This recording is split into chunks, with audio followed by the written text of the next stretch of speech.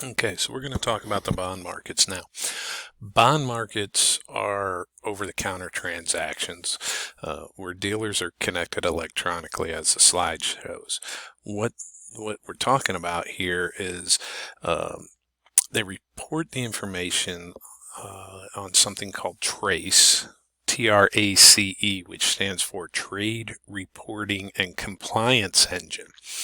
Now, those quotes are available on what is called FINRA, FINRA, which is the Financial Industry Regulatory Authority. So the regulatory FINRA authority compiles these, puts these out on the web.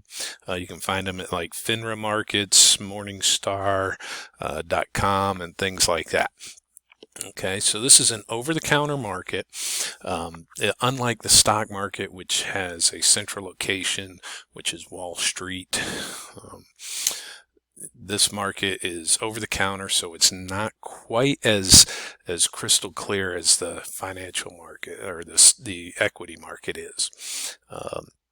Now, when it comes to the market, there's an extremely large number of bonds issued, low daily volume, and single issues.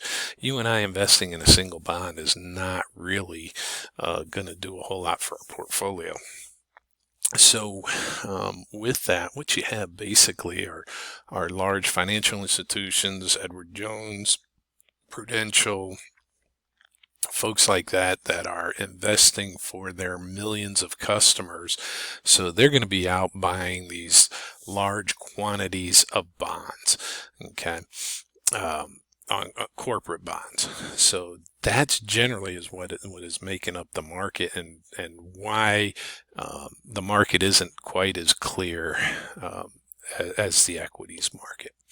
Now, when we look at stocks, okay, when you look at them, you can see this. This is in Figure 7.4 in your book. Basically, they're talking about Treasury bonds and Treasury notes here.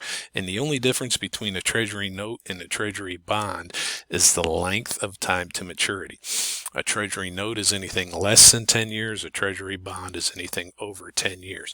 So if we're looking at this, we are looking at the highlighted bond there, and you can see, or highlighted Treasury offering, and you can see the maturity date is February 15th of 2036. So that is over 10 years. So this is a Treasury bond, not a Treasury note. We can see the coupon on it is 4.5%, and you can see the bid price here. There's the bid price. Now the bid price is what somebody is wanting to pay to buy the bond. The ask price is what the seller is wanting to sell it for. And the difference between those is what is called the spread. Okay. The spread is what the market maker is going to get. That's the person putting the buyer and the seller together. Now, it doesn't sound like a whole lot of money, but understand that these prices that are listed here, these are listed as a percent of face value. That's why we want to use $1,000 generally as face value of bond, because it makes it easy to calculate the price of the bond. So the bid price on this bond is $1,280.78. The ask price is $1,281.40. Now, that doesn't sound like a whole lot of money for the bid or the spread for the market maker to make their money, but understand that, again, these are bonds that are being sold in large groups, so we're talking millions of bonds at a time. Okay, so the market maker is the one putting them together. Now, we can see the change in the price. So the change in the price of this bond, it changed 0.7 of a basis point. So basically that bond changed about $7. Okay.